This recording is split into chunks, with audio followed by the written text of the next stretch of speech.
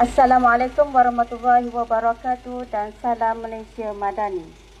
Tuan-tuan dan puan-puan adalah dinasihatkan untuk sentiasa berwaspada ketika menerima tawaran pekerjaan di luar negara daripada media sosial yang menjanjikan gaji lumayan dan tidak realistik.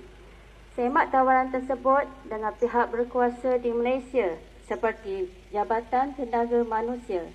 Pastikan anda mempunyai pasport, visa dan kontrak pekerjaan yang sah.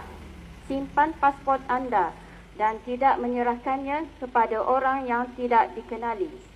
Daftar keberadaan anda dengan perwakilan Malaysia di luar negeri di https://econsular.kln.gov.my.